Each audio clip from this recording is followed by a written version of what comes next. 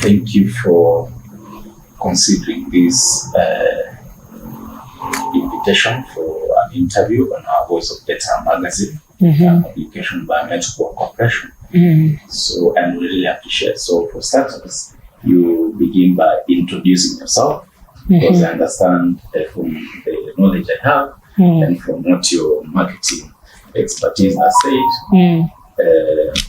you'll have to air out a few things. I thought I knew better, but she talks about something which I feel expand. So begin by introducing yourself, who you are and what you are. Okay. Please. Okay. So my name is Sara Mtalii, founder and managing director, Bonfire Adventures. I am also the managing trustee and founder of Virtuous Women Foundation. Sijui nimekunywa nini.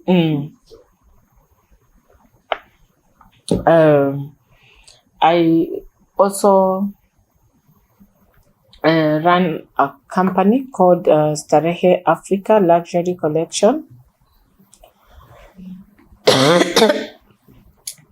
And also I run Virtuous 101 Enterprises.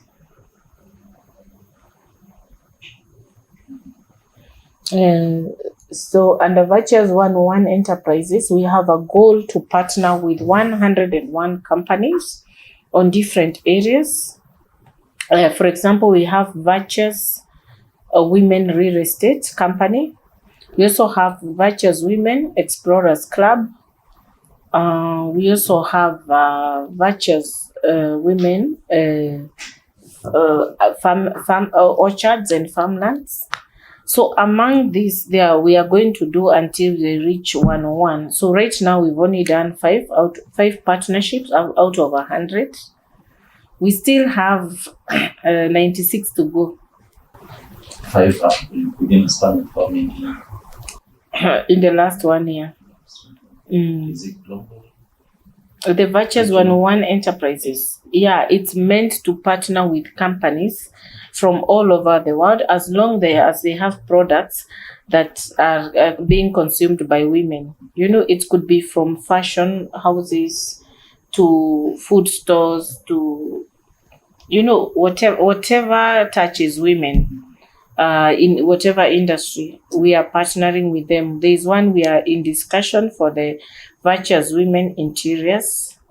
So we are just going to do, I'm partnering with someone who's in interior design, and then we keep it roaring where we'll bring them home furnishings that are ideal for the women that I talk to. That is the Virtuous Women. Yes.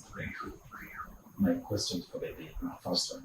Yes. Has travel in Kenya bounced back to COVID levels, or will the situation still remain? Oh, I think we overcame COVID challenges in 2021. So from 2022, we've been very busy without any hiccups. Yes. What local and international destinations are most popular within Kenya now? And any new hotspots? Yes. Kitambo Kenyans are known to love Mombasa. From Diani to Mombasa, Watamu, Malindi, and a few go to Lamu. But it's a destination that is loved by Kenyans. But apart from that, they are also learning about safaris, though they have not really embraced the safaris so much.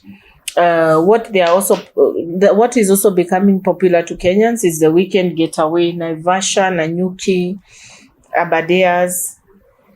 Like over the weekend, you'll just find all the spots around those areas where you can drive within 1-2 hours. The Kajiado, you know, the destinations are becoming quite popular. Yes. You mentioned about international destinations. International destinations, the most popular is Dubai. And of course, it's actually the best. The second most popular is Cape Town, now that it's visa free. Kenyans love going there. We also have the tropical islands, that is Zanzibar, Seychelles, Mauritius, and Maldives. Very popular to Kenyans, especially those couples looking for romantic hideaways internationally. Malaysia, Singapore, and Thailand have also become very popular, especially this season when we are having a challenge with Dubai under 40. Yes. With the rise of Airbnb, how is this affecting traditional hotels in Kenya? Are travelers shifting preferences due to cost, experience, or flexibility? I think Airbnb mostly, like in Nairobi, has only affected the lodging business. But the true holiday makers still want to go to a big resort where they can be able to enjoy cocktails, they can be able to enjoy expansive buffets. You know, Kenyans, when they go for holiday, their first priority is not to see wildlife or to see the beautiful views of the landscapes of Samburu or sijui where. Their main goal inakuanga food. So to be frank, the Airbnb business is mostly for those huku Kilimani who want to do their funny business, but the true holiday makers, you will find them in proper resorts. Yeah. What should you say are challenges that come with Airbnbs? Like taking a holiday in a Airbnb? Generally. Okay, for myself, I would say even at the coast, I have several Airbnb, and I always find myself leaving my Airbnbs and going to the resorts, because one of the challenge is you as a woman, you have to think of what needs to be cooked. You have to start shopping for the food. You have to start recruiting the chefs. By the time you get one who fits to your taste, sometimes you even end up just having your house girl cook the normal ugali you eat in the house. So for me, the challenges are quite a number. You have children, maybe when you go to proper resorts, the hotels usually organize activities for the children to make them busy, and then you can be able to chill and enjoy your cocktails. So for me, Airbnb is not my kind of thing. But for some people, that is what works for them. Actually, like my Airbnbs are usually quite full most of the times. Yes. Let's talk about travel spend. Back in the days and right now. Are Kenyans spending more or less on holidays compared to pre-COVID period? As much as you say we walked away from Corona, but we just want to understand, are they spending more today compared to pre-Corona time? And what is influencing this? Okay. For me, I would say that when we joined the tourism industry, maybe only 1 or 2% of Kenyans could go for holidays. But right now, we have like almost 30% of Kenyans will take 1 or 2 holidays in a year, according to the research that has been done. And maybe even 10% even travel internationally. So for me, I would say that it was not into the culture. Even most hotels didn't have resident rates. They didn't participate in any kind of marketing locally. But right now we are seeing that the trend is changing. So we have many people who are now interested to join the industry. Yes, so I would say that more awareness, especially through Bonfire Adventures. You know, we have really done lots. We wake up every day to do campaigns to promote domestic tourism. So that has created a lot of awareness. Yes. Do you think international trips are taking over domestic? Domestic trips? Where? Domestic tourism is still booming compared to international travels. The Wazungus coming to Kenya, what used to happen traditionally is the Wazungus used to come to, especially Mombasa and the safari lodges, and they would close during the low season, like from October, November. Then they close again in the month of April, May, June. But since the domestic tourism boomed, the hotels no longer close for renovation. They are open throughout the year. When when they are not jammed with the international tourists, the local tourists take over. Then they are also coming into the space of last minute bookings. Kenyans are known to be last minute. They book their holidays within less than a month. And the Wazungus book their holidays a year before.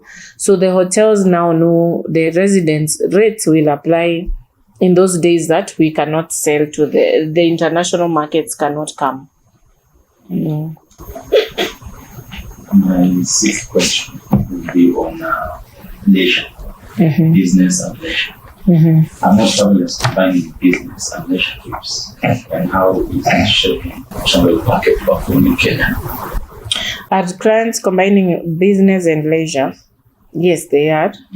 Especially when they go to countries like Malaysia, Singapore, Dubai, Turkey, or European countries.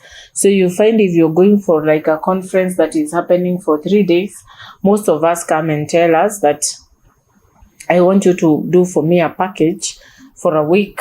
After I'm done with business, I want to explore this and this place for maybe 3 days to a week. Yes, so we have a lot doing that.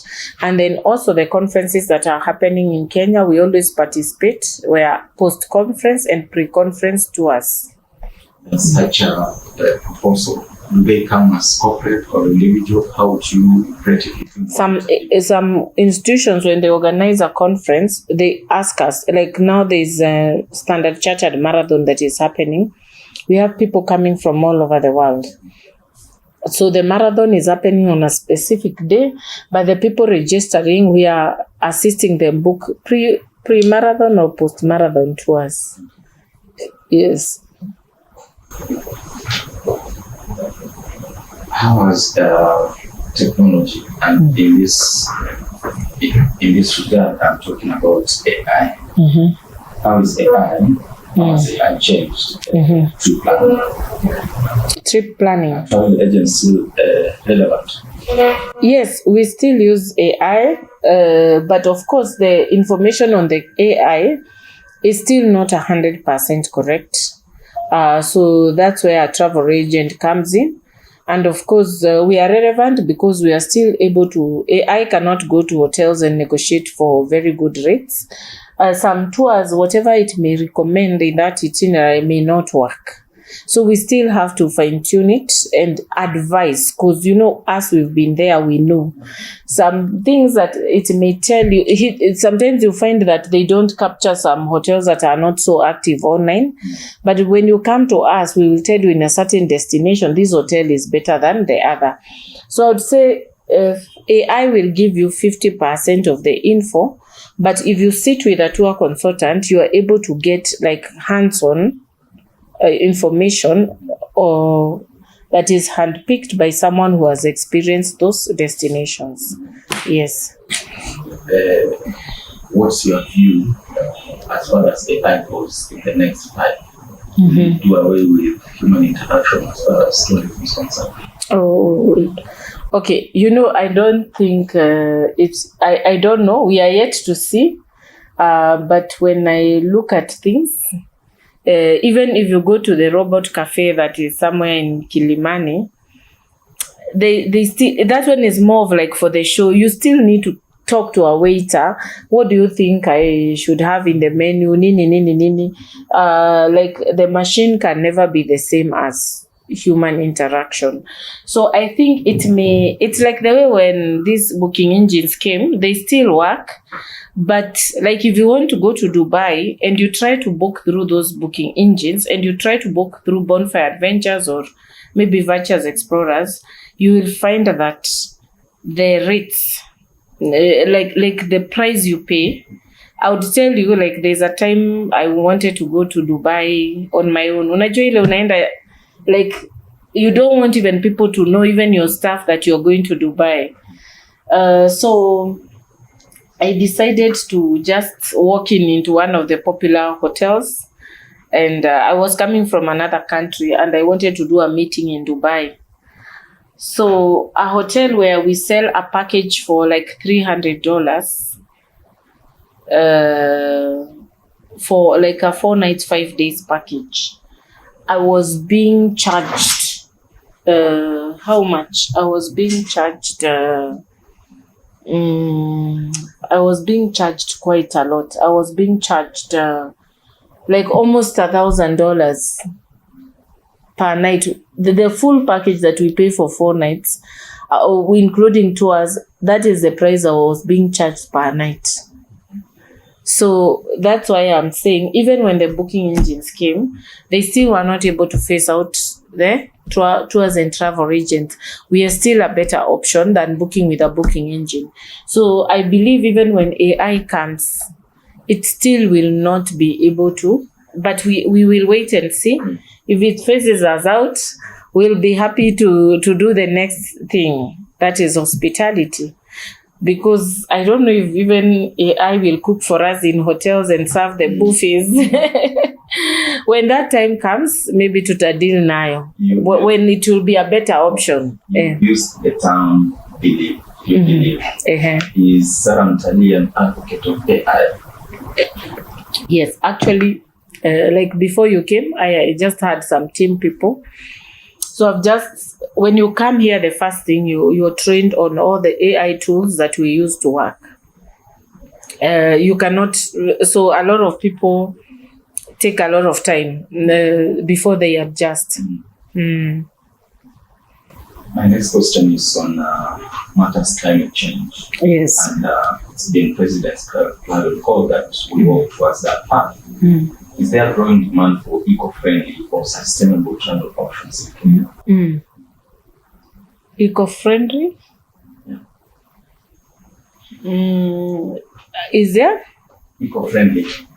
By eco-friendly, in this case, I would say maybe use electric vehicles for tourists wanting to move from point A to point B. We are trying to upgrade. We have eco resorts that are already in operation. Ukienda put in any destination, maybe on AI or Google, like eco resorts in Masai Mara, you'll be able to. We have ecotourism Kenya that rates them. Yeah, so a lot of hotels now have turned into solar energy, especially in the bush.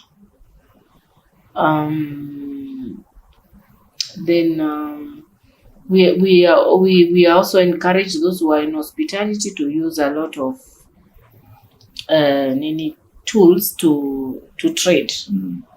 A lot of like use local materials instead of shipping or things all the way from China. We reduce on fuel and carbon. Yes. In your years of experience, have you received any sort of request where a client wants a destination which is eco-resort? Yes, we have eco clients. We have clients who are very eco-conscious, if I may use the word, and they request for that. And in our portfolio, we usually have them, and we have marked them for our clients.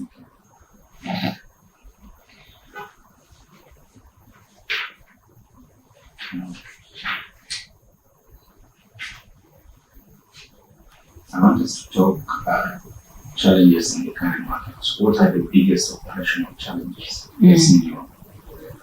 facing tour companies? Biggest operational challenges? Our biggest challenge is the Gen Z movement. Yeah, these people don't want to work, but they want to earn good money. So now teaching them that you have to work hard to earn every coin, that for you to drive that Range Rover, for you to go to that 5-star hotel, for you to fly first class, you need to work. They talk of working smart. They like a lot of shortcuts. So human resource, I would say, is the biggest challenge in today's world for any business person. Yes. Okay. And in answering my question, from where you stand, where do you see Kenya's travel industry in 5 years?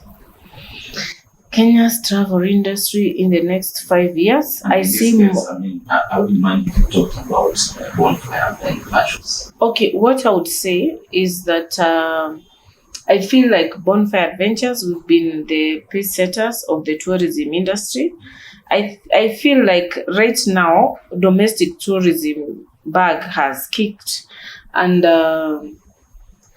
it is going to go places. It is going to grow more. But what we are looking for to right now is to increase the numbers for the international tourism. We are in great communications with the Kenyans in diaspora by encouraging them, whichever area they are in, to be like our agents and ambassadors to tell people about our country, and of course our bonfire deals or virtuous deals. So we are now focusing more on increasing the number of the international tourists, because we still need those dollars in the market. Then number two, we see ourselves getting more hotels and also upgrading mini hotels. I see a country where we can have, even if it is a small Airbnb or small hotel. If you go to a country like Bali, let me tell you, even if you book a budget hotel, there's still an experience. So we hope that through this awareness, AI, and all this exposure we have over the internet, we can be able to learn from such countries whereby even a budget hotel can be able to give a guest experience that people can make memories. If I look at like the hotel I've built in Nanyuki, that is Mtalii Bush Camp. First, I've made it very eco-friendly. Then I'm trying to borrow a lot from those countries like Bali, whereby the hotel may not be too luxurious, but you can still enjoy the luxury in the hotel by maybe the meal experiences, the entertainment experiences that you offer in the hotel. Yes. What would you say is your client base, if you're free to talk about it? Mtalii Bush Camp, my clientele base will be mostly the corporate market. I have massive team building grounds, and I'm coming up with different team building challenges for corporates to come there. Actually, it's called Mtalii Bush Camp, but at some point I will have to call it Boot Camp, because this is where we expect corporates to come, re-strategize and re-energize and leave the place like renewed. I'm collaborating with quite a number of team building facilitators. We also have a huge conference hall for conferences and events. So people planning AGMs, people planning weddings, the hall can be transformed to whatever wonderland or beauty, whatever that someone may be willing to transform it to. We are also in the VIP wing. We are going to create a honeymooners paradise, where they can just get lost in the wild, in the mountains, and just have a quiet time to enjoy the mountain breezes. Yes. How many clients have you served so far since started operation? To be frank, I don't have the number. That's a good challenge that you've left me. But I would say roughly, I have 100 tour consultants.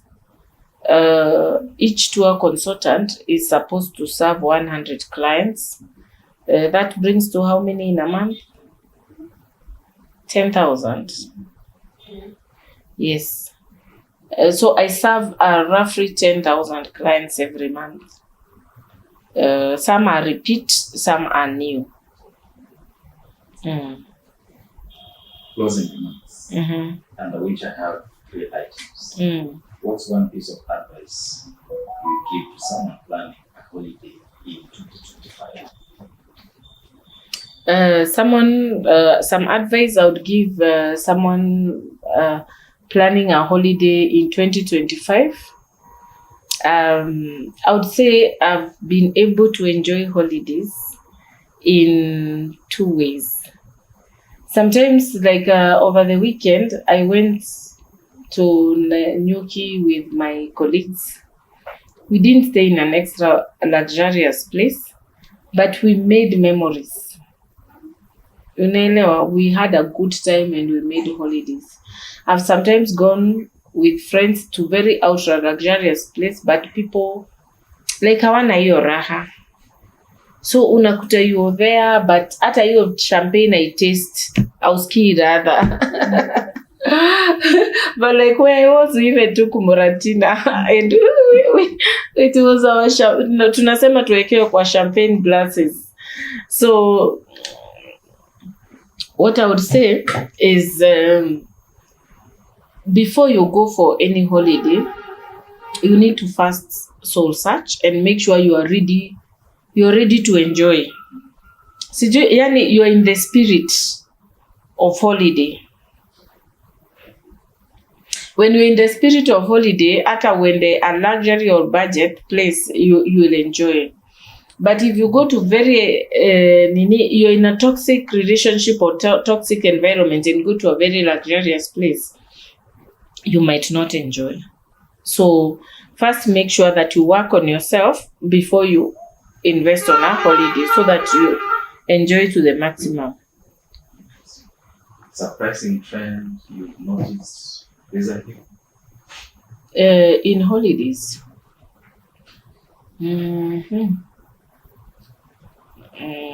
What would I say? I think I was discussing Virtuous Explorers Club is supposed to plan women-related travel experiences all over the world. So I've sat with some of the popular hotels that we visit to. There's one weekend I was in a hotel in Malindi. We supply them with a lot of clients, and most of the clients in that hotel were Bonfire clients. And then they were all women groups.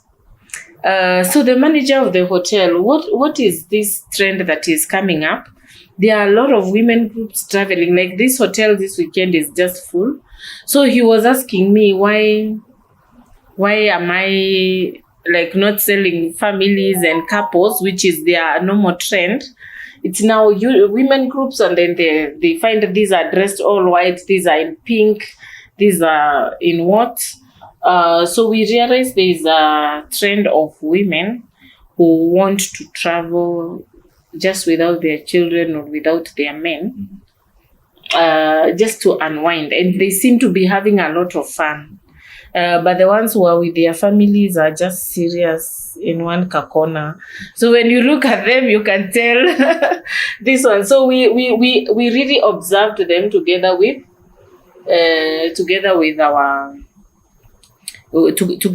the manager, and we really spent time observing them. Yes. They come, like you can tell these women are ready to have fun. That's why I was saying you need to go, coming for a holiday, come with an adventurous spirit. Don't come you're dull and and you expect to enjoy. Yes, you can't enjoy if you are not in the spirit of adventure. Interesting. You're one of the spiritual souls, which I think talk something interesting about Corona. As much as you say, you walked away past it. What is one myth about post-COVID travel you debunk? Myth about post-COVID travel? I mean, like there are some people who still don't want to travel because of COVID. Sisi tulisahau, there's a time we used to be told sijui go, like we would go to Dubai and then people, my doctors wanakuja kwa room wanawatoa damu, wanaenda wanawapima, then si damu yetu ilipimwa 2021 2022 tulipimwa. So then you go to the airport, you're being scanned, like it was not easy, but nowadays all those things are not there. Yeah, you don't need even your COVID certificate have expired, what. So you had to get injections to be able to travel. So all that is now not there anymore. Yeah. So for me, I would say right now travel is as it was before COVID. And we thank God for that, and we pray that it will never come back again. Yes. Sara? Thank you. Asante. Okay, before you cut, I have some questions. There's something you said at the beginning of the question, that even if it came again, we are very ready. Yes. So I think that still goes towards that COVID question, that we overcame COVID in 2021, and even if it comes again, we are very ready. Yes. We have learned how to prepare. Yes. So I have some 4 questions that have come up in the interview. The first one, we talked about the shift, when he was asking about the shift from Mombasa to local tourism. And people now going to many other things. You mentioned about weekend getaways have become many. Yes. Could you maybe tell us why people are now doing a lot of those weekend getaways? Yeah, I think people have awareness. Kitambo, maybe they were not aware they can go to these places. And then, of course, we knew travel was for Mzungu. So even if you were seeing that you're going to Naivasha Sopa Lodge for the weekend, people would see like, uko na pesa ya kuishi. So even the ones who had disposable money still did not go to these places. So we think people have known that life is not about hustling. Actually, I was saying Friday should be half day. Like, for me, I pray that when I grow up in my companies, people will not need to, like, maybe will not need to work like over the weekend or every other weekend, but it's like people need to have a long weekend every other weekend so that they can be able to travel.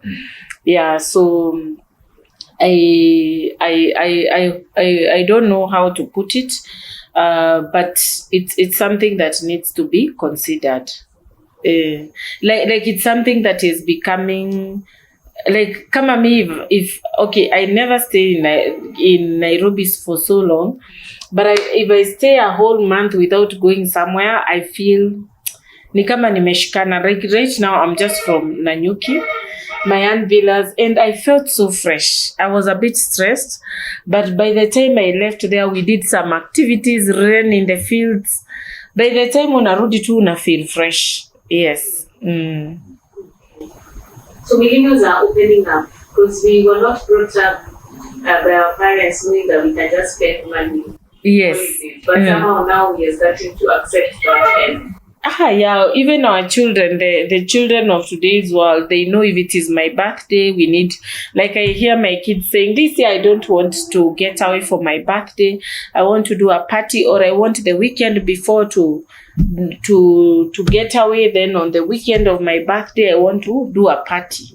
So they know that when there's a birthday, we need to go somewhere in a hotel and celebrate it there. So it's a whole culture mindset thing that has come. Yes. We talked about Gen Z, but you only mentioned them in the workplace and their ability to work. How are they changing this industry? The travel industry. Yes.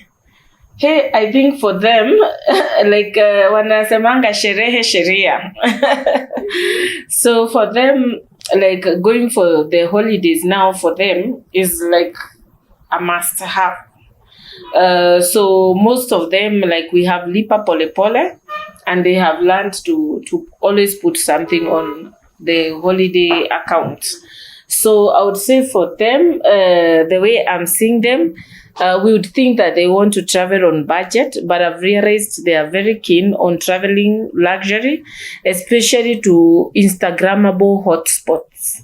So if it's a hotelier out there that is thinking of hosting Gen Zs, we have some Gen Zs who are making a lot of money sijui through AI, sijui nasikianga Forex. I don't know how to make it with Forex.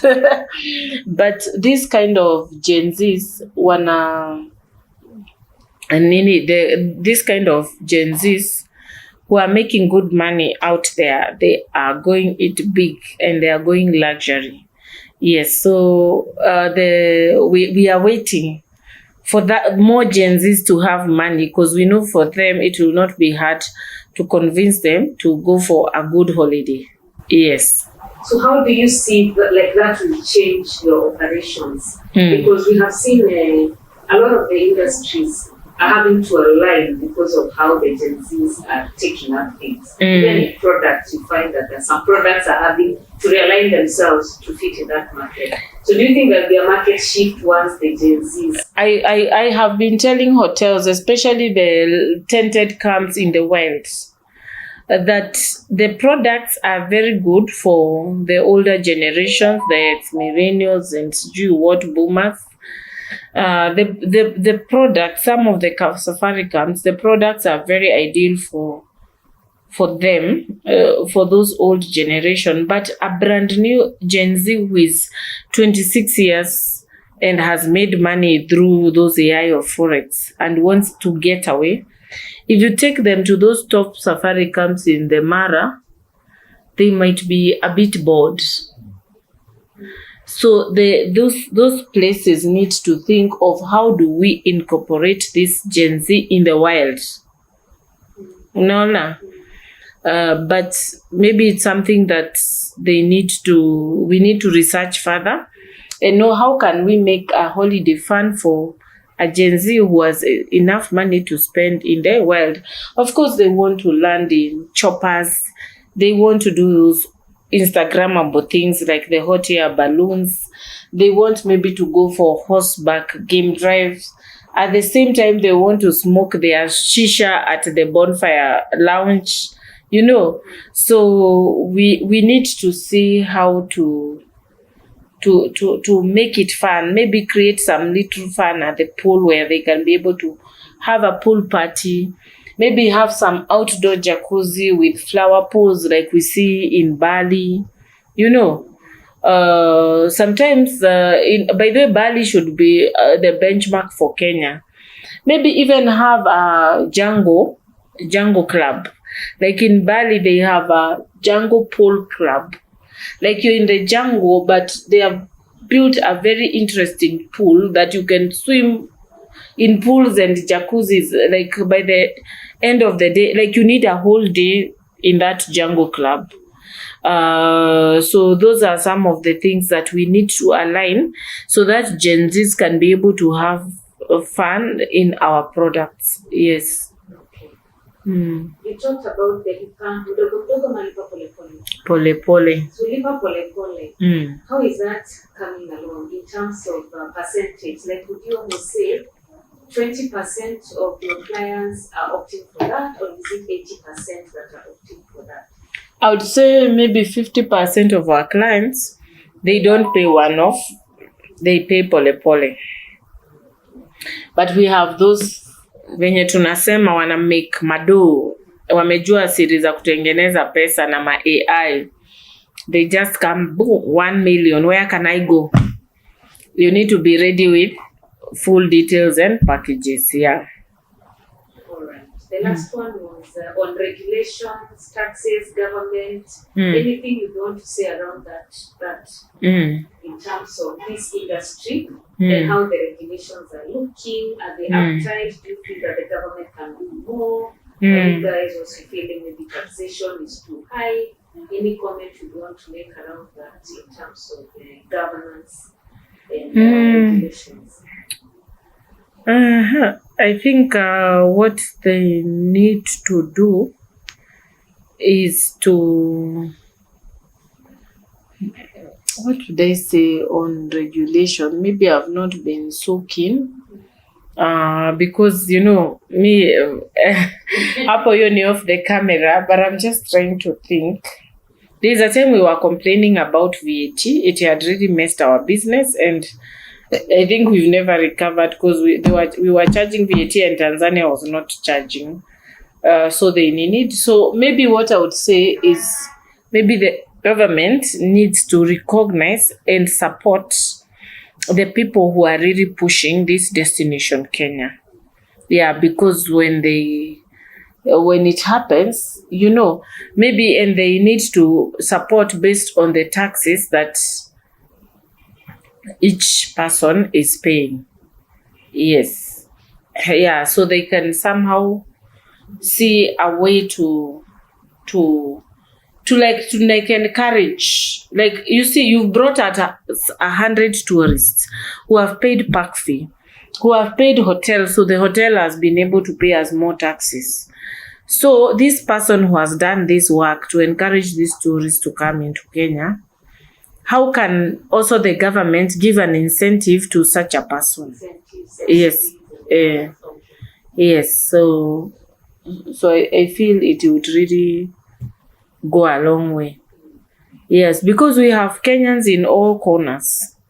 So if there was even an incentive program by the government to market destination Kenya in all corners, kila mtu anakuja ana prove this is the watalii nimeleta, na kukuwe na an incentive per mtalii, I think it would really encourage Kenyans to sell the destination by word of mouth. Yes. Like ukiwa Mkenya unakuta you are somewhere in London, be going there dressed like a Masai. Ukienda hapo kuna mahali una register those tourists, na wakibook maybe then there is unakuta tu incentive inaingia kwa account yako. Finally, the issue of FOMO, the fear of missing out. Which is one place you tell us, do not, if you have not gone to this place, make sure you go to this December holiday. Locally or internationally? Gosh, there are so many places that are nice. But what I would say, if you are a couple and you've never gone to Maldives, you've never gone to Santorini, you need to go. Then I found Bali very ideal for girls club, and Thailand, Bali, Malaysia, Singapore. Those ones I find them very ideal for is a girls club. Yes.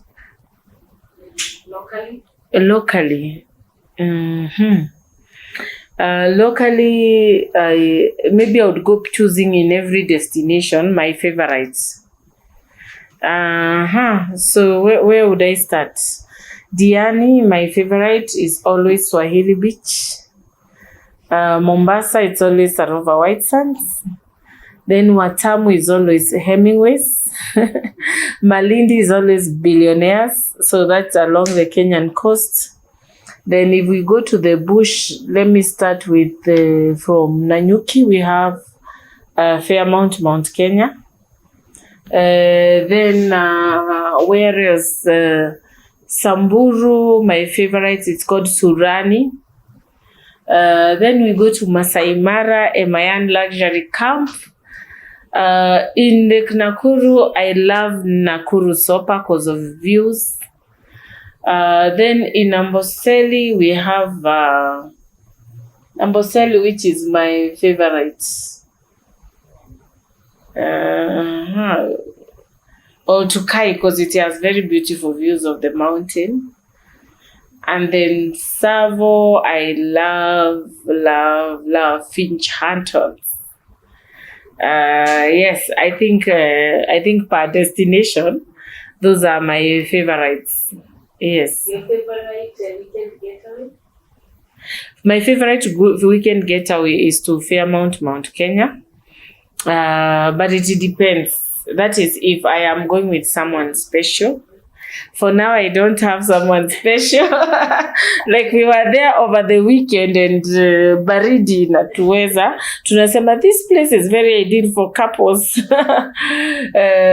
So, but when I'm just going me and my kids and we want a road trip for the weekend, we always find ourselves at Naivasha Sopa. I like the way it blends wildlife, lake, and everything. Like you can just chill in your room and watch wildlife. Yes. Thank you. Okay. Karibu sana.